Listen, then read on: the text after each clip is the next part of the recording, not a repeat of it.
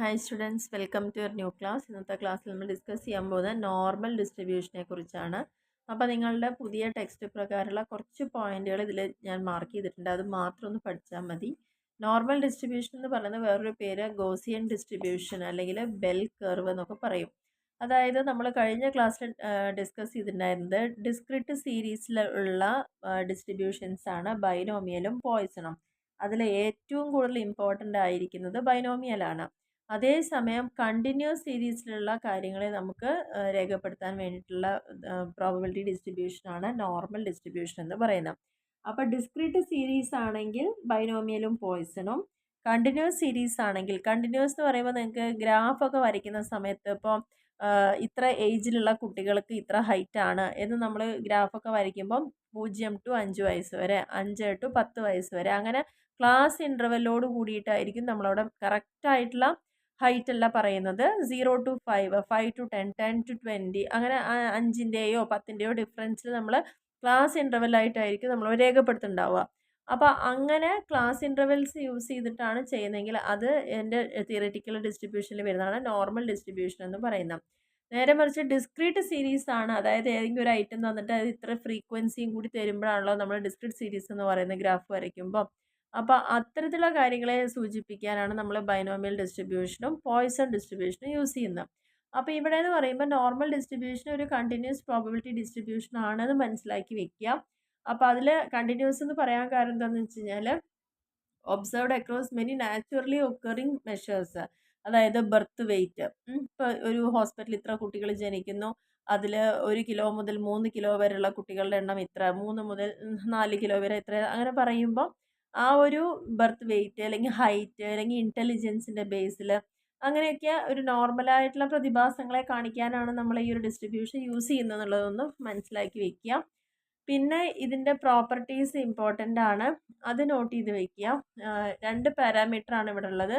പ്രധാനമായിട്ടും ഒരു പാരാമീറ്റർ എന്ന് പറയുന്നത് നമ്മളിപ്പോൾ ലാസ്റ്റ് ക്ലാസ്സിൽ പറഞ്ഞിട്ടുണ്ടായിരുന്നു, ബൈനോമിയൽ ഡിസ്ട്രിബ്യൂഷൻ നമ്മൾ മെയിനായിട്ട് യൂസ് ചെയ്യുന്നത് എം ആണ്. പോയ്സണിൽ എം ആണ് നമ്മൾ മെയിനായിട്ട് യൂസ് ചെയ്യുന്ന പാരാമീറ്റർ എന്ന് പറഞ്ഞത് അല്ലേ.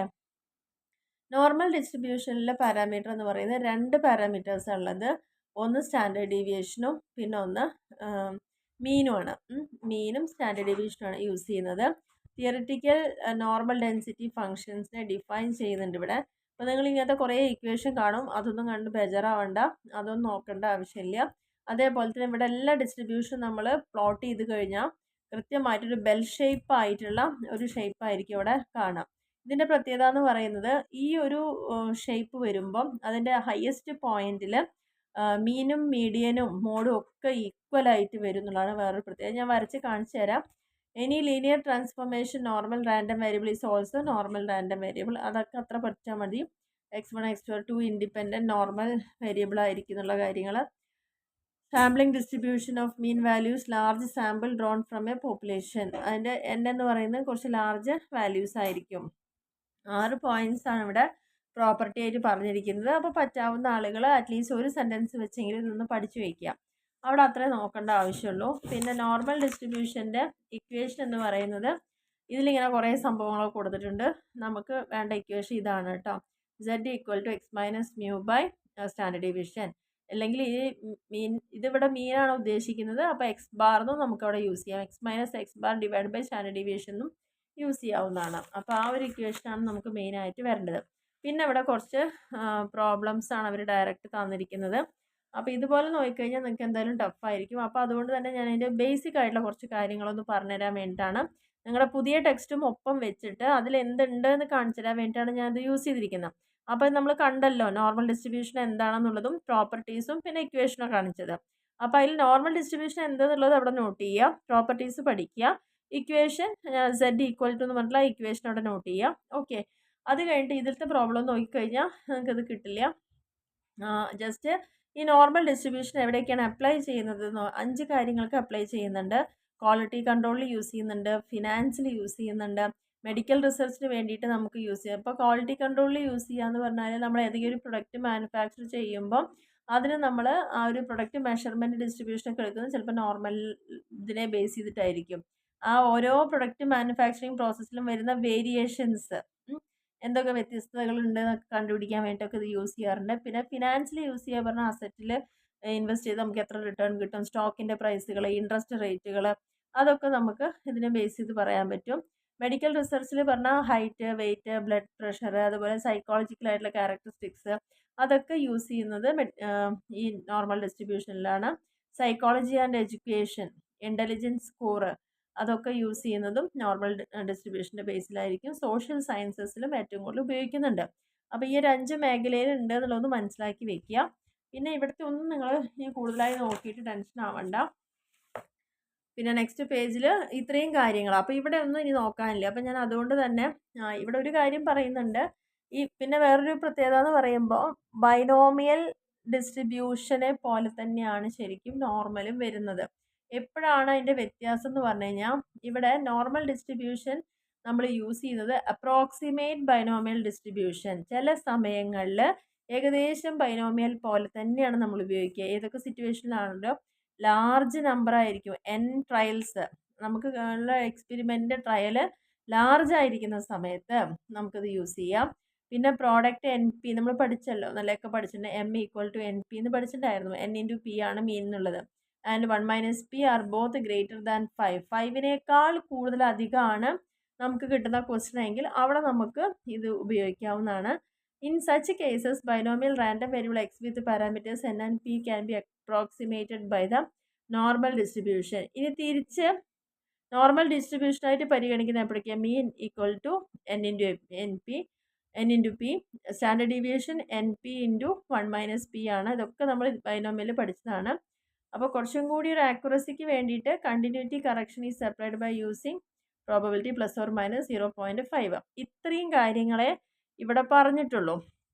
അപ്പോൾ ഞാൻ നിങ്ങൾക്ക് അതിൻ്റെ ഒരു ബേസിക് ആയിട്ടുള്ള ഐഡിയ തരാമെന്ന് വിചാരിച്ചിട്ടാണ്. അപ്പോൾ ഇത്രയാണ് നിങ്ങളുടെ പുതിയ ടെക്സ്റ്റ് പ്രകാരം നമുക്കുള്ളത്. ഇനി പഴയ ടെക്സ്റ്റിൽ ഉള്ള കുറച്ച് കാര്യങ്ങൾ അവിടെ പറയുന്നത്, കിട്ടാവുന്ന ആളുകൾ ഇപ്പോഴത്തെ 4th സെമസ്റ്റർ BBAയുടെ ക്വാണ്ടിറ്റേറ്റീവ് ടെക്നിക്സ് ഉള്ള ഈ ഒരു ബുക്ക് നോക്കുകയാണെന്ന് വെച്ചാൽ നിങ്ങൾക്ക് പറ്റുമെങ്കിൽ പഠിക്കാൻ പറ്റുന്ന കാര്യങ്ങളേ ഉള്ളൂ. സാധിക്കുമെങ്കിൽ അത് നോക്കുക. അപ്പോൾ ഇവിടെ നമ്മൾ ഇനി ഏതൊക്കെ സിറ്റുവേഷനിലാണ് യൂസ് ചെയ്യുന്നതെന്നും പറയേണ്ട ആവശ്യമില്ലല്ലോ. ഇപ്പോൾ അതുപോലെ തന്നെ നമ്മൾ ബൈനോമിയൽ ഡിസ്ട്രിബ്യൂഷന് തുല്യമായിട്ട് തന്നെ ഇത് യൂസ് ചെയ്യാറുണ്ടെന്ന് പറയുന്നുണ്ട്. അപ്പോൾ എപ്പോഴൊക്കെയാണ് അതിൽ n ഈസ് ലാർജ്, അതിനെല്ലാം അവിടെയും കണ്ടത് n എന്ന് പറഞ്ഞ ട്രയൽസ് കൂടുതലാണെങ്കിൽ നമുക്കിത് യൂസ് ചെയ്യാം. പിന്നെ P&Q തരികയാണെങ്കിൽ 1 - P നമ്മൾ പഠിച്ചല്ലോ, NP×1 - P അവിടെ കാണിച്ചു. ആ ഒരു സിറ്റുവേഷനിലാണെന്നുള്ളത് മനസ്സിലാക്കി വയ്ക്കുക. ഇനി ഇതിൻ്റെ പ്രോപ്പർട്ടീസ് നമ്മൾ പുതിയ ബുക്കിൽ ഒരു 6 എണ്ണം പഠിച്ചത്, ഇവിടെ 17 എണ്ണം പറയുന്നുണ്ട്. 17 അല്ല 18 പോയിന്റുകൾ പറയുന്നുണ്ട്. അപ്പോൾ നിങ്ങൾക്ക് എളുപ്പമുള്ളത് നോക്കിയിട്ട് കുറച്ചെണ്ണം പഠിച്ചു വയ്ക്കാം. നോർമൽ ഡിസ്ട്രിബ്യൂഷൻ എപ്പോഴും കണ്ടിന്യൂസ് കർവാണ്. അത് നമ്മൾ പറഞ്ഞല്ലോ, കണ്ടിന്യൂസ് സീരീസിൽ യൂസ് ചെയ്യുന്ന ഡിസ്ട്രിബ്യൂഷനാണ് നോർമൽ. ഡിസ്ക്രീറ്റ് സീരീസിലാണ് ഇത് യൂസ് ചെയ്യുന്നത് ബൈനോമിയലും പോയിസണും UV. നോർമൽ കർവ് എപ്പോഴും ഒരു ബെൽ ഷേപ്ഡ് കർവാണ്. ഞാൻ വരച്ച് കാണിച്ചു തരാം. പിന്നെ സിമെട്രിക്കൽ അബൌട്ട് മീനും മീഡിയനും മോഡും തുല്യമായിരിക്കും എപ്പോഴും നോർമൽ ഡിസ്ട്രിബ്യൂഷനിൽ. Height of the normal curve എന്ന് പറയുന്ന മാക്സിമം മറ്റത് മീനിലായിരിക്കും അതിൻ്റെ മാക്സിമം ഉണ്ടായിരിക്കുക. ഒറ്റ മാക്സിമം പോയിന്റ് ഉണ്ടായിരിക്കുള്ളൂ. അതേപോലെ ordinate mean divides the whole area into 2 equal parts ആയിട്ട്. നമുക്കറിയാം പ്രോബബിലിറ്റി എന്ന് പറയുന്നത് 1 ആണ്, 0 to 1 ആണ്. അപ്പോൾ ആ കർവിന് മാക്സിമം എന്തേ വരാവുള്ളൂ, 1 വരാൻ പറ്റുള്ളൂ. ആ കർവിനെ 2ആയി ഡിവൈഡ് ചെയ്യുമ്പോൾ ഒരു സൈഡ് 0.5ഉം മറ്റേ സൈഡ് 0.5ഉം ആയിരിക്കും ഉണ്ടായിരിക്കുക. അതാണ് ഇവിടെ പറയുന്നത്. പിന്നെ ഇതിൽ പറയുന്നത് asymptotic to the base either side, that is curve approaches nearer to the base but it never touches. അത് കാണിച്ചു തരാം. The normal curve is unimodal, only 1 മോഡായിരിക്കും ഉണ്ടായിരിക്കുക. പോയിന്റ് ഇൻഫ്ലെക്ഷൻ ഇവിടെ തന്നിട്ടുണ്ട്. പിന്നെ Q1 Q3 അതൊക്കെ മോഡിൻ്റെ മീഡിയൻ്റെ ഒക്കെ പറയണത്. മീൻ ഡീവിയേഷൻ നോർമൽ ഡിസ്ട്രിബ്യൂഷൻ 4/5ഉം സ്റ്റാൻഡേർഡ് ഡീവിയേഷനും QD എന്ന് പറഞ്ഞാൽ 2/3 സ്റ്റാൻഡേർഡ് ഡീവിയേഷനുമാണ്. കോഎഫിഷ്യൻറ്റ് പറയുന്നത് നിങ്ങൾക്ക് ആവശ്യമുള്ളത് മാത്രം ഒന്ന് ഇതിന്ന് തിരഞ്ഞെടുത്ത് പഠിച്ചാൽ മതി. നോർമൽ ഡിസ്ട്രിബ്യൂഷൻ മെസോകർട്ടിക് ആണ്. No portion of the curve lies between the X axis. പിന്നെ അതിൻ്റെ റേഞ്ച് ഇവിടെ പറയുന്നുണ്ട്. എക്സും വൈയും 2 ഇൻഡിപെൻഡൻറ്റ് നോർമൽ വേരിയേറ്റ്സ് ആണെന്ന് പറയുന്നുണ്ട്. പിന്നെ ഇതിൻ്റെ ഏരിയയെക്കുറിച്ച് പറയുന്നുണ്ട്. നിങ്ങൾക്ക് ഇതൊന്നും ഇവിടെ ഡീറ്റെയിലായി പഠിപ്പിക്കാതെയാണ് ഡയറക്റ്റ് ആ ക്വസ്റ്റ്യൻ ഇവിടെ തന്നിരിക്കുന്നത്. അതുകൊണ്ടാണ് ഞാനിതിൻ്റെ ഒരു ബേസ് പറയാൻ പറഞ്ഞത്. അപ്പോൾ ഇതിൽ നിങ്ങൾക്ക് പറ്റാവുന്ന ഒരു 5 6 ഒരു 10 വരയ്ക്കൊക്കെ നിങ്ങൾ പഠിച്ചു വെച്ചോളൂ. ഇനി ഇതിൻ്റെ നോർമൽ ഡിസ്ട്രിബ്യൂഷൻ്റെ യൂസസ് ഇവിടെ ഒരു 8 പോയിന്റ് പറയുന്നുണ്ട്. കാരണം most of the discrete probability distribution, അതായത് ബൈനോമിയലും പോയിസണും tend to normal distribution as N become large. നമുക്ക് കിട്ടുന്ന ക്വസ്റ്റ്യനിൽ എൻ ലാർജ് ആയിക്കൊണ്ടേ വരികയാണെങ്കിൽ അവിടെ നമുക്ക് ഏത് യൂസ് ചെയ്യാം? നോർമൽ യൂസ് ചെയ്യാം എന്നുള്ളതാണ് പറയുന്നത്. അപ്പോൾ ഇതിനോട് സാമ്യത ധാരാളം ഉണ്ട്. ബൈനോമിയലുമായിട്ട് വളരെ സാദൃശ്യമുള്ളത് തന്നെയാണ് നോർമൽ എന്ന് പറയുന്നത്. കാരണം നമ്മളവിടെ മീനും സ്റ്റാൻഡേർഡ് ഡീവിയേഷനും ഒക്കെ നമ്മൾ നോക്കിയപ്പോൾ സെയിം തന്നെയായിരുന്നു. Almost the sampling distribution conform to the normal distribution for large values of N. Values എന്നിൻ്റെ വാല്യൂ കൂടുന്തോറും അത് യൂസ് ചെയ്യുന്നത്. പിന്നെ പലതരം ടെസ്റ്റുകൾ ഇവിടെ നമ്മൾ യൂസ് ചെയ്യാറുണ്ട്. പിന്നെ യൂസ് ഇൻ ലാർജ് സാമ്പിളിംഗ് തിയറിയിലാണ് യൂസ് ചെയ്യാറുള്ളത്. Estimate the parameters from statistics, confidence limits ഒക്കെ യൂസ് ചെയ്തിട്ടാണ്. അത് നിങ്ങൾക്ക് ഇതിനെക്കുറിച്ച് ഒന്നും ഇവിടെ പറയുന്നില്ല. സെൻട്രൽ ലിമിറ്റ് തിയറം ഗിവ്, അതായത് ഇങ്ങനെ ഒരു തിയറം ഉള്ളത് കൊണ്ട് തന്നെയാണ് അത് ശരിക്കും ആ ഒരു നോർമൽ ഡിസ്ട്രിബ്യൂഷൻ നമ്മൾ പല കേസിലും ബൈനോമിയലും കൂടിയായിട്ട് സാദൃശ്യം പറയാറുള്ളത്. തിയററ്റിക്കൽ സ്റ്റാറ്റിസ്റ്റിക്സും അപ്ലൈഡ് വർക്ക്സും ഒക്കെ ഇവിടെ അതിലൊക്കെയാണ് അത് കൂടുതലായിട്ട് യൂസ് ചെയ്യുന്നത്. പിന്നെ ന്യൂമറസ് മാത്തമാറ്റിക്കൽ പ്രോപ്പർട്ടീസ് ഇവിടെ വരുന്നുണ്ട്, വളരെ പോപ്പുലർ ആയത്. സ്റ്റാറ്റിസ്റ്റിക്കൽ ക്വാളിറ്റി കൺട്രോളിലും ഇൻഡസ്ട്രിയൽ എക്സ്പെരിമെൻറ്റ്സിനൊക്കെ യൂസ് ചെയ്യുന്നുണ്ട്. അതൊക്കെ നമ്മളിവിടെ പറഞ്ഞത് സോഷ്യൽ സയൻസിൽ യൂസ് ചെയ്യുന്നു എന്നൊക്കെ നമ്മളിവിടെ പറഞ്ഞു കഴിഞ്ഞൊരു കാര്യമാണ്. പിന്നെ നിങ്ങൾക്ക് വേണമെങ്കിൽ മെറിറ്റ് ആൻഡ് ഡിമെറിറ്റ് ഇവിടെ ഡീറ്റെയിൽ ആയി പറയുന്നുണ്ട്. കാരണം നോർമൽ ഡിസ്ട്രിബ്യൂഷൻ അധികം യൂസ് ചെയ്യുന്നത് ഇൻഫറൻഷ്യൽ സ്റ്റാറ്റിസ്റ്റിക്സിലാണ് യൂസ് ചെയ്യുന്നത്. Most of error of measurement and large variety of physical observations ഒക്കെ ഇതിലുണ്ടായിരിക്കും. പിന്നെ പറഞ്ഞിരിക്കുന്നത് ലീനിയർ ഡയമെൻഷൻ. ഇതിപ്പോൾ ഞാൻ ഡീറ്റെയിൽ ആയിട്ടൊന്നും ഇതിലേക്ക് പോകുന്നില്ല. എന്നാലും അധികം പഠിക്കണം എന്ന് ആഗ്രഹമുള്ള കുട്ടികൾ ജസ്റ്റ് ഒന്ന് വായിച്ച് തൽക്കാലം ഒന്ന് പഠിച്ചു വയ്ക്കാൻ വേണ്ടി മാത്രമാണ് ഞാൻ ഇവിടെ വായിച്ചു പോകുന്നത്. കാരണം ഇത് വലിയൊരു ടോപ്പിക്കാണ്. ആ ഒരു ടോപ്പിക്കിലേക്ക് നമുക്ക് പോകുക എന്ന് പറയുന്നത് അസാധ്യമാണ് ഇപ്പോൾ ഈ ഒരു സമയത്ത്. നിങ്ങളെപ്പോലുള്ള ഈ ഒരു ലെവലിൽ നിൽക്കുന്ന കുട്ടികളോട് പഠിപ്പിക്കലും ഇപ്പോൾ ബുദ്ധിമുട്ടാണ്. അപ്പോൾ അതുകൊണ്ട് നിങ്ങൾ ജസ്റ്റ് പഠിക്കേണ്ട നോർമൽ ഡിസ്ട്രിബ്യൂഷൻ എന്താണെന്ന് പഠിക്കുക, പ്രോപ്പർട്ടി ഒന്ന് പഠിച്ചു വയ്ക്കുക. അതേപോലെ മെറിറ്റും ഡിമെറിറ്റും ഒക്കെ ജസ്റ്റ് പറ്റാവുന്ന ആളുകൾ ഒന്ന് നോക്കി പോയിക്കോട്ടെ എന്ന് വിചാരിച്ച് മാത്രമാണ് ഞാനിവിടെ ഇപ്പോൾ പറയണത്. അതായത് ഡീറ്റെയിൽ ആയിട്ട് പോവാത്തതിൻ്റെ കാരണം ഇതാണ്. ഞാൻ വെറുതെ വായിച്ച് വിടുന്നത് എന്തിനാണെന്ന് പലരും ചോദിക്കും. പക്ഷേ വായിക്കുന്നത് ആരെങ്കിലും ഇത് എഴുതിയെടുക്കുകയോ അത് ബൈ ഹാർട്ട് ചെയ്ത് പഠിക്കാൻ കഴിവുള്ളവരുണ്ടെങ്കിൽ പഠിച്ചോട്ടെ എന്ന് വിചാരിച്ചുകൊണ്ട് മാത്രമാണ്. അല്ലാണ്ട് ഇതിൻ്റെ ഡീറ്റെയിൽ ആയിട്ട് പോകാൻ നമുക്കിപ്പോൾ പറ്റാത്തതുകൊണ്ട്. അപ്പോൾ ഡിമെറിറ്റ്സും ഇവിടെ പറഞ്ഞിട്ടുണ്ട്. കണ്ടിന്യൂസ് അല്ലാത്തത് നമുക്കിവിടെ യൂസ് ചെയ്യാൻ പറ്റില്ല എന്നുള്ളതും, പിന്നെ ഏതൊക്കെ ഹൈലി സ്ക്യൂഡ് ആയിട്ടുള്ള ഡിസ്ട്രിബ്യൂഷനിൽ മാത്രമേ ഇത് യൂസ് ചെയ്യാൻ പറ്റുള്ളൂ എന്നുള്ള കാര്യം. അപ്പോൾ എന്താണ് ഈ ബെൽ ഷേപ്ഡ്, എന്താ കർവ്, എന്താ സ്ക്യൂനെസ് എന്നൊന്നും ഇപ്പോൾ ഇവിടെ നിങ്ങളുടെ പുതിയ ടെക്സ്റ്റിൽ പറഞ്ഞിട്ടില്ല. അപ്പോൾ ഞാൻ ജസ്റ്റ് അതൊന്ന് നമ്മുടെ ഇക്വേഷൻ ഇതാണ്. ഇത് പഠിക്കുക എന്തായാലും. Z equal to X minus mu by standard. ഇത് മീനാണ് ഇവിടെ ഉദ്ദേശിക്കുന്നത് കേട്ടോ. മ്യൂ എന്ന് പറയും, അല്ലെങ്കിൽ എക്സ് ബാർ എന്ന് അവിടെ എഴുതാം, ബൈ സ്റ്റാൻഡേർഡ്. ഇതാണ് നമുക്ക് പഠിക്കാനുള്ള ഇക്വേഷൻ എന്ന് പറയുന്നത്. അതുപോലെ നിങ്ങളുടെ പുതിയ ടെക്സ്റ്റിൽ വേറെ രീതിയിലൊക്കെയാണ് കാണിച്ചിരിക്കുന്നത്. അപ്പോൾ അതിൽ നമുക്കിപ്പം ശ്രദ്ധിക്കാവുന്ന കാര്യം ഈ ഒരു ഇക്വേഷൻ മസ്റ്റായിട്ട് പഠിക്കാം നോർമൽ ഡിസ്ട്രിബ്യൂഷൻ്റെ. ഇനി ഞാനിവിടെ പറഞ്ഞ് കാണിച്ചു തരാമല്ലോ. അതാണ് ബെൽ ഷേപ്ഡ് കർവ് എന്ന് പറയുന്നത്. നമ്മൾ കണ്ടിന്യൂസ് സീരീസ് പ്രകാരം കിട്ടുന്ന വാല്യൂസ് പ്ലോട്ട് ചെയ്ത് കഴിഞ്ഞാൽ ആ വാല്യൂവിനെ നമ്മൾ ഇങ്ങനെ കണക്ട് ചെയ്ത് പോയാൽ ഈ ഒരു ഷേപ്പിലായിരിക്കും കർവ് ഉണ്ടായിരിക്കുക. ഇതാണ് നോർമൽ ഡിസ്ട്രിബ്യൂഷൻ എന്ന് പറയുന്നത്. ഇനി നമ്മൾ പറഞ്ഞത് എന്താ അറിയോ, ഇതിനെ തുല്യ ഭാഗങ്ങളായിട്ട് ഭാഗിക്കും. ഇതിൻ്റെ ഏറ്റവും മാക്സിമത്തിൽ ഒറ്റ പോയിൻ്റേ ഉണ്ടാവുള്ളൂ. കാരണം ഇതിൽ ഈ ഒരു പോയിൻ്റാണ് ഇതിൻ്റെ മാക്സിമം എന്ന് പറയുന്നത്, ഹൈറ്റിലേക്ക് പോകുന്നത്. പിന്നെ ഇങ്ങനെ വരച്ച വര ഉണ്ടല്ലോ, ഈ വരയുടെ മീനിങ് എന്താ വെച്ചാൽ ഇതിൽ മീനും മീഡിയനും മോഡും തുല്യമായിരിക്കും മൂന്നും. അപ്പോൾ ഇതാണ് ഞാൻ നേരത്തെ പറഞ്ഞ ആ ഒരു നോർമൽ ഡിസ്ട്രിബ്യൂഷൻ്റെ കർവ് എന്ന് പറയുന്നത്. ഇനി നമ്മൾ പറഞ്ഞിരിക്കുന്നത് ഇവിടെ പ്രോബബിലിറ്റി പഠിക്കുമ്പോൾ നമുക്കറിയാം 0 to 1 വരെയാണ് ഇതിൻ്റെ വാല്യൂസ് പോകാൻ പറ്റുള്ളൂ. അതായത് ഇവിടെയുള്ള വാല്യൂ അല്ല പറയുന്നത്, ഇതിൻ്റെ ഉള്ളിൽ വരുന്ന വാല്യൂസാണ് പറയുന്നത്. അപ്പോൾ ഇതിൽ നമ്മൾ ശ്രദ്ധിക്കേണ്ട കാര്യം, ഇവിടെ കണ്ടോ 0 ആണ്. അപ്പോൾ ഇവിടുന്ന് ഇങ്ങോട്ട് 0.5 ആണ്, ഇവിടുന്ന് ഇങ്ങോട്ടും 0.5 ആണ്. അപ്പോൾ ഈ 2.5 കൂടുമ്പോഴാണ് എന്തായി മാറുന്നത്, 1 ആയിട്ട് മാറുന്നത്. ഇതാണ് ഈ കർവിൻ്റെ ഡിവിഷൻ എന്ന് പറയുന്നത്. അപ്പോൾ ഇവിടെ നിങ്ങൾക്ക് ഒരു എക്സാമ്പിൾ പറഞ്ഞ് മനസ്സിലാക്കി തരാം. This is a table showing the probability of Z. നമ്മൾ കണ്ടുപിടിക്കുന്നത് നോർമൽ ഡിസ്ട്രിബ്യൂഷനിൽ സെഡിൻ്റെ വാല്യൂ ആയിരിക്കും കേട്ടോ. ഓർഡിനേറ്റ് എന്ന് പറഞ്ഞിട്ട് സെഡ്. അപ്പോൾ ഇവിടെ എക്സാമ്പിൾ തന്നിട്ട് ഇവിടെ ശ്രദ്ധിക്കുക. When the given value of Z is, സെഡിൻ്റെ വാല്യൂ, അതായത് നമ്മൾ നോർമൽ ഡിസ്ട്രിബ്യൂഷൻ ഇക്വേഷൻ എന്താ പറഞ്ഞത്, സെഡ് ഈക്വൽ ടു, സെഡ് കണ്ടുപിടിക്കാനാണ് നമ്മൾ എന്ത് കാണുന്നത്, X minus mu by standard deviation കണ്ടുപിടിക്കുന്നത്. അപ്പോൾ ആ ഒരു കിട്ടുന്ന വാല്യൂ ആണ് സെഡ് എന്ന് പറയുന്നത്. അപ്പോൾ നമ്മുടെ ക്വസ്റ്റ്യനിൽ ഇവിടെ ഓൾറെഡി സെഡിൻ്റെ വാല്യൂ തന്നിട്ടുണ്ട്, നമുക്ക് കണ്ടുപിടിക്കേണ്ട ആവശ്യമില്ല, തന്നിട്ടുണ്ട്. അപ്പോൾ ഇങ്ങനെ വരുമ്പോൾ ഇതിൻ്റെ സ്റ്റാൻഡേർഡ് നോർമൽ ഡിസ്ട്രിബ്യൂഷൻ ടേബിളിൽ ഇതിനൊരു വില തന്നിട്ടുണ്ടായിരിക്കും. അപ്പോൾ ടേബിൾ വാല്യൂ എന്ന് പറയുന്നതാണ് അതിൻ്റെ area between 0 to 1.17 which can be written as. ഇവിടെ ശ്രദ്ധിക്കുക, സെഡിൻ്റെ വില 1.17 ആണ്. ഇവിടെ ഈ ഒരു കർവ് വരച്ചിട്ട് മിഡിൽ ഇങ്ങനെ വരച്ച് നമ്മൾ 0 കൊടുത്തു കഴിഞ്ഞാൽ 1.17 പറഞ്ഞാൽ ഇത് റൈറ്റിലേക്കായിരിക്കും പോസിറ്റീവ്, ലെഫ്റ്റിലേക്ക് സെയിം വാല്യൂ ആയിരിക്കും, പക്ഷേ നെഗറ്റീവ് ഫിഗർ ആയിരിക്കും. ഓക്കെ, അപ്പോൾ നമ്മൾ ഇങ്ങനെ എഴുതി പോകുമ്പോൾ 1.17 ഇവിടെയാണെന്ന് വിചാരിക്കാം. അവിടെ നമ്മളൊരു വര വരച്ചു. അപ്പോൾ ഇതിൻ്റെ ഈ ഏരിയയുടെ വാല്യൂ എത്രയെന്ന് അറിയാനാണ് നമുക്ക് ഇതിനൊരു ടേബിൾ നോക്കാനുണ്ട്. അപ്പോൾ നമ്മൾ എങ്ങനെയാണ് നോക്കുക? ഈ സെഡ് വാല്യൂ ഇപ്പോൾ നമ്മൾ കണ്ടുപിടിച്ച സെഡിൻ്റെ വാല്യൂ ഈ 1.17 ആണെന്ന് മനസ്സിലായി. അപ്പോൾ ഇത് ക്വസ്റ്റ്യനിൽ ഓൾറെഡി തന്നതാണ് കേട്ടോ, വേറെ എവിടെ നിന്നും കണ്ടുപിടിച്ചല്ല. സെഡിൻ്റെ വാല്യൂ നമുക്കിവിടെ തന്നിട്ടുണ്ട്. അപ്പോൾ അതിൻ്റെ ഏരിയയുടെ വാല്യൂ ആണ് നമ്മൾ കണ്ടുപിടിക്കുന്നത്. അത് കണ്ടുപിടിക്കുക. അപ്പോൾ 0 മുതൽ ഈ 1.17 വരെയുള്ള ഈ ഏരിയയുടെ വാല്യൂ കണ്ടുപിടിക്കണേ നമ്മളിതിൻ്റെ ടേബിൾ ഉണ്ട് നമ്മുടെ ഈ ബുക്കിൽ തന്നെ.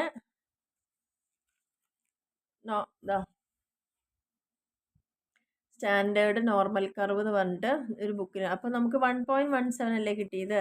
അപ്പോൾ നമ്മൾ നോക്കേണ്ട വിധം പറഞ്ഞുതരാം. ഇത് 1 ആണ്. 1.1 ഇവിടെ ഉണ്ട്. എന്നിട്ട് ഇവിടെ എന്ത് നോക്കിയാൽ മതി അറിയോ? ഇവിടെയൊക്കെ ഇങ്ങനെ പോയിന്റുകൾ കണ്ടോ? അപ്പോൾ 7 എടുക്കുക. ഓക്കെ, അപ്പോൾ 1.1 എടുത്തിട്ട് അതിന് നേരെ നമ്മൾ 7ലേക്ക് വരുമ്പോൾ 1.3790 എന്ന് കണ്ടു അല്ലേ.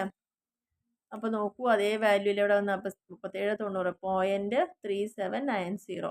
അപ്പോൾ നമ്മൾ ആ 1.17 നേരെ എടുത്തു, അതിൻ്റെ ടേബിൾ വാല്യൂ എടുത്തപ്പോൾ ഈ ഏരിയയുടെ വാല്യൂ ആണ് ഇപ്പോൾ കിട്ടിയത് 0.3790 എന്ന് പറയുന്നത്. അപ്പോൾ ഇങ്ങനെയാണത് കണ്ടുപിടിക്കേണ്ട വിധം എന്ന് പറയുന്നത്. അപ്പോൾ ക്ലിയർ ആയിട്ടാവും, നിങ്ങൾക്ക് ഏകദേശം ഒരു ഐഡിയ കിട്ടിയിട്ടുണ്ടെന്ന് വിചാരിക്കുന്നു. ഇവിടെ പ്രത്യേകിച്ച് ശ്രദ്ധിക്കുക, ഈ ഒരു കർവിനെ 2ആയി ഡിവൈഡ് ചെയ്യുമ്പോൾ ഇങ്ങോട്ടേക്കും സെയിം ആണ്, ഇങ്ങോട്ടേക്കും സെയിം ആണ്. രണ്ട് ഭാഗവും പകുതിയും പകുതിയാണ്, അങ്ങനെയാണ് ഒന്നായി മാറുന്നത്. ഇവിടെ വരുന്ന ഇത്രയും വാല്യൂ പോസിറ്റീവും അതേ വാല്യൂ ഇങ്ങോട്ട് വരുമ്പോൾ നെഗറ്റീവും ആയിട്ട് മാറും. ആ കാര്യങ്ങൾ ശ്രദ്ധിക്കുക.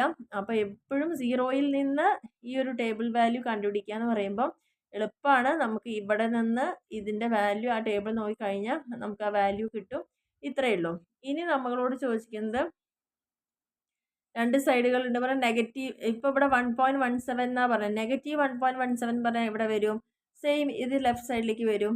വാല്യൂ സെയിം തന്നെയായിരിക്കും, പക്ഷേ ചിത്രം വരുന്നതും ഏരിയ കണക്കാക്കണമൊക്കെ ലെഫ്റ്റിലായിരിക്കുന്നു, മാത്രമേ വ്യത്യാസമുള്ളൂ. അപ്പോൾ നിങ്ങൾക്ക് ഒരു ഉദാഹരണം പറഞ്ഞുതരാം.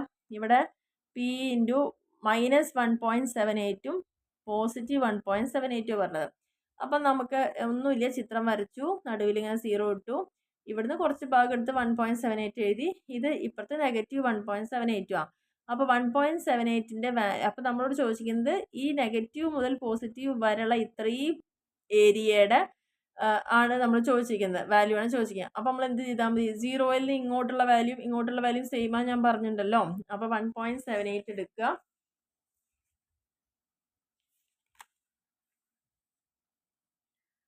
അപ്പോൾ ഇവിടെ 1.7 എടുത്തു. 1.7. ഇനി നമ്മൾ എടുക്കേണ്ടത് എന്താ? 8 അല്ലേ? ഇങ്ങനെ പോയ 8. അപ്പോൾ 1.7 നേരെ പോയിട്ട് 8 എടുക്കുക. അപ്പോൾ 0.4625 അതാണ് നോക്കുക. അപ്പോൾ ഇവിടെയും 0.4625 വരും, ഇവിടെയും 0.4625 വരും. എന്തുകൊണ്ടാണ്? സെയിം ഫിഗേഴ്സ് ആണ്, ഒന്ന് നെഗറ്റീവും പോസിറ്റീവും ആണെന്ന് മാത്രമേ വ്യത്യാസമുള്ളൂ. അപ്പോൾ ഇവിടുന്ന് ഇങ്ങോട്ടും ഇതേ ഇത് വരിക, ഇതും സെയിമാണ് വരിക. അപ്പോൾ ഇവിടെ മുതൽ ഇതുവരെയുള്ള ഏരിയ കാണുക എന്ന് പറയുമ്പോൾ എന്താ? ഇവിടെ മുതൽ ഇതുവരെയുള്ള ഏരിയ പ്ലസ് ഇവിടെ മുതൽ ഇതുവരെയുള്ളത്. അപ്പോൾ ഇങ്ങനെ രണ്ടും കൂടി കൂട്ടുമ്പോഴായിരിക്കും ടോട്ടൽ ഏരിയ കിട്ടുന്നുണ്ടാവുക. അപ്പോൾ അങ്ങനെ നമ്മൾ ചിത്രം വെച്ച് തന്നെ മനസ്സിലാക്കി പഠിക്കേണ്ട ഒരു കാര്യമാണിത്. അപ്പോൾ ഈ ഒരു ചിത്രം വരച്ച് അതിനെ മിഡിലായിട്ട് ഡിവൈഡ് ചെയ്ത് ഇങ്ങോട്ട് പോസിറ്റീവ് ഇങ്ങോട്ട് negative same values, table values same ആണ്. നമ്മളോട് ഇവിടെ മുതൽ ഇതുവരെയുള്ളതിൻ്റെ ഏരിയ കാണുക പറയുമ്പം നമുക്ക് മൊത്തം ആഡ് ചെയ്യണം, വേണ്ട രണ്ട് ഭാഗവും ആഡ് ചെയ്യുമ്പോഴല്ലേ ഇതിൻ്റെ ടോട്ടൽ ഏരിയ കിട്ടുക. അപ്പോൾ അതിന് വേണ്ടിയിട്ടാണ് പറയുന്നത്. അപ്പോൾ ഇവിടെ പറയുന്നുണ്ട് the values R on either side of the central line. Central ലൈനിൻ്റെ രണ്ട് സൈഡിലും വാല്യൂ വരികയാണെന്ന് വെച്ചാൽ അതിൻ്റെ ഏരിയ കാണുമെങ്കിൽ എന്ത് ചെയ്താൽ മതി? അവ തമ്മിൽ ആഡ് ചെയ്യണം. ഇനി ഒരു സൈഡിൽ തന്നെ വാല്യൂ നമ്മളോട് ചോദിക്കുകയാണ്. ഇപ്പോൾ P ഇൻറ്റു 1.52 മുതൽ ഇവിടെ സെഡിൻ്റെ വാല്യൂ, ഇവിടെ 2.01. അപ്പോൾ 1.52 പറഞ്ഞു കഴിഞ്ഞാൽ 0 കഴിഞ്ഞ ഉടനെ 1 അങ്ങനെയാണല്ലോ ഈ നമ്പേഴ്സ് വരിക. അപ്പോൾ നമ്മളിവിടെ 1.52 എന്ന് പറഞ്ഞിട്ട് വെറുതെ ഒന്നങ്ങനെ അടയാളപ്പെടുത്തി കൊടുക്കുക.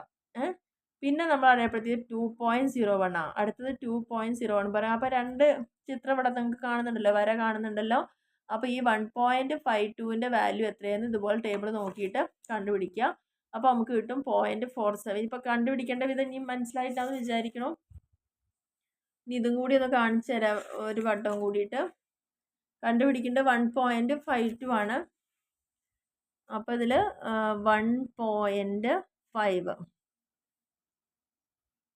1.5 ഇവിടെയാണ്. 2 എന്ന് പറയുന്നത് നേരെ മുകളിലേക്ക് നോക്കുക, എവിടെ 2 വരുന്നത്. അപ്പോൾ 43 57 വന്നു. സെയിം തന്നെയല്ലേ? ഇതാണ് വാല്യൂ. 43 57 വാല്യൂ ഇതാണ്. ഇനി 2.01 വാല്യൂ ആണ് 4778 എന്ന് പറയുന്നത്. അപ്പോൾ നമ്മൾ ആദ്യം കണ്ടുപിടിച്ചത് 0 മുതൽ ഇതുവരെയുള്ള വാല്യൂ ആണ് കണ്ടുപിടിച്ചത്. ഓക്കെ, ഇനി അതിൽ നിന്ന് എന്ത് ചെയ്തു? നമ്മൾ ഇതിൻ്റെ വാല്യൂ മാത്രം കണ്ടുപിടിച്ചു. 1.52ൻ്റെ വാല്യൂ കണ്ടുപിടിച്ച് കഴിഞ്ഞാൽ എന്ത് ചെയ്താൽ മതി? ഒരേ സൈഡാണ് വരുന്നത്, അത് മൈനസ് ചെയ്യുക. അപ്പോൾ നമുക്ക് ആ ഒരു ഡിഫറൻസ് എത്രയാണെന്ന് അവിടെ അറിയാൻ സാധിക്കും. അപ്പോൾ ആദ്യം 0 മുതൽ 2.0 വരെയുള്ള അളവാണ് എന്ത് പറഞ്ഞത്? ഈ 4778 പറഞ്ഞത്. അതിൽ നിന്ന് ഇവിടെ മുതൽ ഇതുവരെയുള്ള ഭാഗം മാത്രം നമ്മളെടുത്ത് ലെസ് ചെയ്യുമ്പോഴാണ് നമുക്ക് എന്ത് കിട്ടുന്നത്? 0.421 ആണ് അതിൻ്റെ ഏരിയ എന്ന് കിട്ടുന്നത്. അപ്പോൾ ഒരേ സൈഡിൽ തന്നെ വരുമ്പോൾ എന്ത് ചെയ്താൽ മതി? മൈനസ് ചെയ്യുക എന്നുള്ളതാണ് പറയുന്നത്. ഇനി അതേപോലെ തന്നെ ഈ സൈഡിലാണ്, ലെഫ്റ്റ് സൈഡിലാണ് വരുന്നത് വെച്ചാലും സെയിം തന്നെയാണ്. എടുക്കേണ്ട മെഷേഴ്സും കാര്യങ്ങളൊക്കെ അങ്ങനെ തന്നെയാണ്. പിന്നെ എടുത്തിരിക്കുന്നത് ഇവിടെ സെയിം സൈഡ് തന്നെയുള്ള set value difference between the areas taken. ഇനി ഇങ്ങനെ ഒരു കാര്യം കൂടി പറയാം. നമ്മളോട് വെറും ഒരൊറ്റ പോയിന്റ് മാത്രമേ തന്നിട്ടുള്ളൂ എന്ന് വിചാരിക്കുക. അപ്പോൾ 1.8 മാത്രമാണ്. അതായത് 0 മുതൽ 1.8 വരെയുള്ള ഈ മിഡിലെ സെറ്റ് വാല്യൂ ആണ് പറയുന്നത്.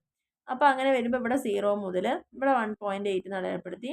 അപ്പോൾ നമുക്ക് ഇവിടെ വേറെ ഒന്നും ഇല്ലാത്ത കൊണ്ട് ഞാൻ പറഞ്ഞിട്ടുണ്ട് ഓൾറെഡി. ഇവിടെ എത്രയാണ് വാല്യൂ വരിക? 0.5 ആണ് ഈ ഭാഗം, ഇവിടെയും 0.5 ആണ്. അപ്പോൾ ഇവിടെ നമുക്ക് ആ വാല്യൂ 0.5ൽ നിന്ന് ഈ 0 to 1.8ൻ്റെ വാല്യൂ മാത്രം ലെസ് ചെയ്താൽ മതിയാവും. ഇവിടെ 0, ഇവിടെ നമ്മൾ 1.8 എന്ന് പറഞ്ഞു. അപ്പോൾ അതിൻ്റെ ഏരിയ എത്രയാണെന്നുള്ളത് നമുക്ക് ടേബിളിൽ നോക്കിയാൽ കിട്ടും. 0.4641. അപ്പോൾ 0 മുതൽ 1.8 വരെയുള്ള ഭാഗം എന്താണ്? ഇത്രയാണെന്ന് കിട്ടി. അപ്പോൾ നമുക്ക് ഈ ഒരു പോർഷൻ അറിയണമെങ്കിൽ എന്ത് ചെയ്താൽ മതി? ഈ ഒരു ഭാഗം മൊത്തം ഉള്ളത് എത്രയാണ്? 0.5 ആണെന്ന് അറിയാലോ. ആ 0.5 എന്ന് ഇത്രയും പോർഷൻ കളഞ്ഞാൽ ബാലൻസ് ഉള്ളതായിരിക്കുന്നതിൻ്റെ വാല്യൂ കണ്ടുപിടിച്ചൂടെ? 0.5 എന്ന് ഇത് മൈനസ് ചെയ്താൽ മതി. കിട്ടുന്ന വാല്യൂനെ മൈനസ് ചെയ്ത് കഴിഞ്ഞാൽ ഇത്രയും പോർഷൻ എന്താണ്? 0.0359 ആണ് മൈനസ് ചെയ്ത് കഴിഞ്ഞാൽ. അപ്പോൾ അവിടെ നമുക്ക് വാല്യൂ തരില്ല. അത് നമ്മൾ ചിത്രത്തിൽ തന്നെ മനസ്സിലാക്കി ചെയ്യാം. 0.5ൽ നിന്നാണ് 0.4641 ലെസ് ചെയ്താൽ ബാലൻസ് പോർഷൻ്റെ വാല്യൂ നമുക്കവിടെ കണ്ടുപിടിക്കാം. ഇങ്ങനെയാണ്. ഇനി തിരിച്ച് ഈ സൈഡ് ആണെച്ചാലും 0 മുതൽ 1.5 വരെയുള്ള വാല്യൂ ഇതെടുക്കുക. അതിനെ 0.5ൽ നിന്ന് ആ വാല്യൂ ലെസ് ചെയ്ത് കഴിഞ്ഞാൽ ഈ ഒരു പോർഷൻ ഇവിടെ നമുക്ക് കിട്ടും.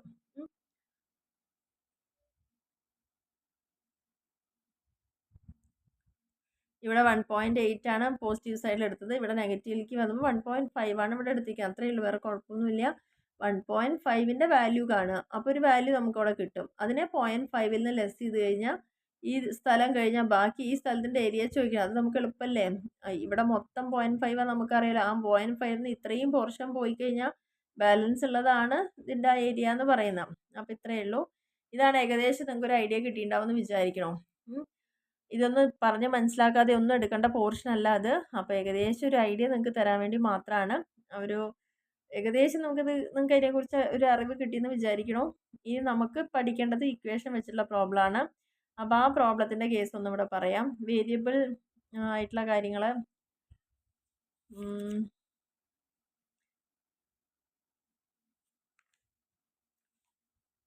The variable x follows normal distribution with a mean 45 ഉണ്ട്, സ്റ്റാൻഡേർഡ് ഡീവിയേഷൻ 10 ഉണ്ട്.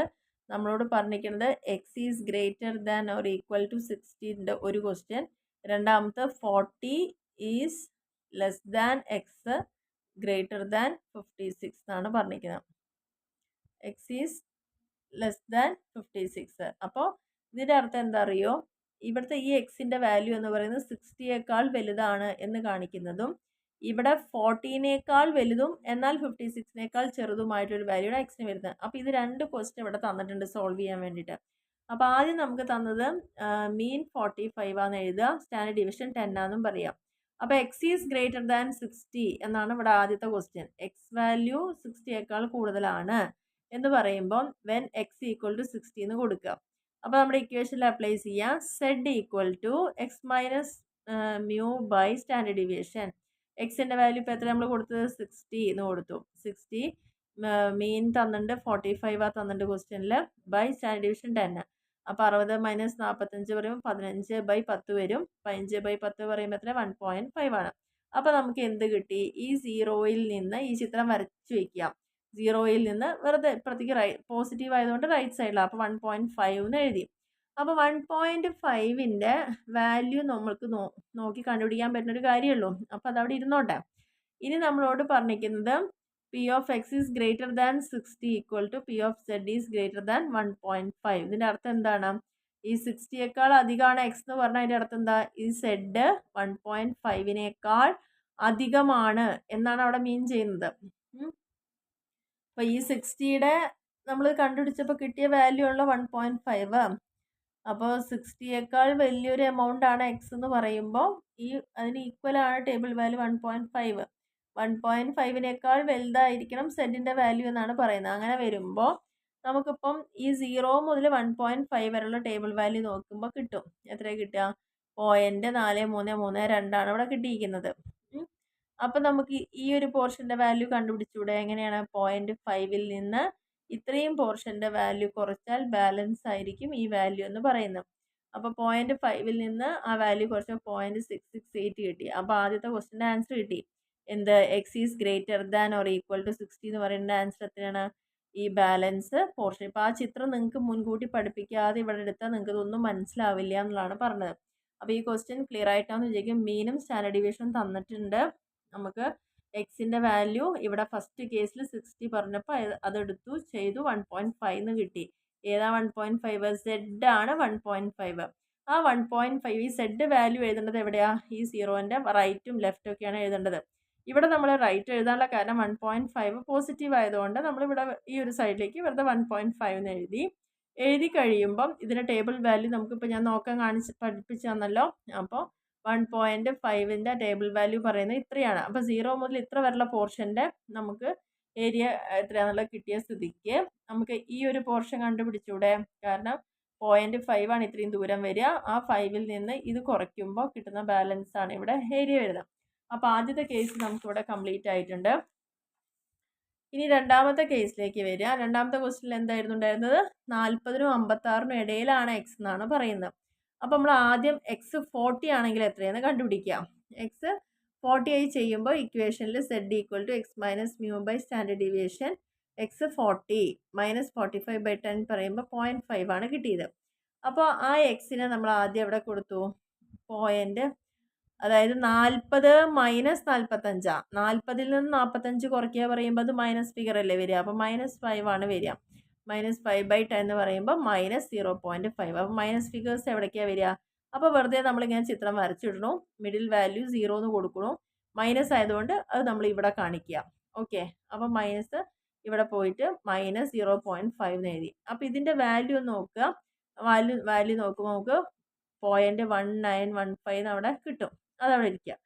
ഇനി നമ്മൾ എക്സിന് 40 കൊടുത്തപ്പോഴാണ് ഈ വാല്യൂ കിട്ടി. ഇനി എക്സിന് എത്രയാണ് കൊടുക്കുക? 56. എക്സിന് 56 കൊടുക്കുമ്പോൾ വാല്യൂ എന്താ വരിക? 56 മൈനസ് 45/10 ആണ്. ദാറ്റ് ഈസ് 1.1 കിട്ടും നമുക്ക്. ആ 1.1 പോസിറ്റീവ് ആയതുകൊണ്ട് ഏത് ഭാഗത്ത് എഴുതണം? സീറോൻ്റെ ഈ ഒരു ഭാഗത്ത് 1.1 കൊടുത്തിട്ട് വരെ വരയ്ക്കാം. അപ്പോൾ ഈ 1.1ൻ്റെ വാല്യൂ നമ്മൾ ടേബിളിൽ നോക്കുമ്പോൾ നമുക്ക് കിട്ടുന്ന വാല്യൂ ആണ് ഈ 0.3643 എന്ന് കിട്ടും. അപ്പോൾ ഈ രണ്ടെണ്ണം കിട്ടിയില്ലേ?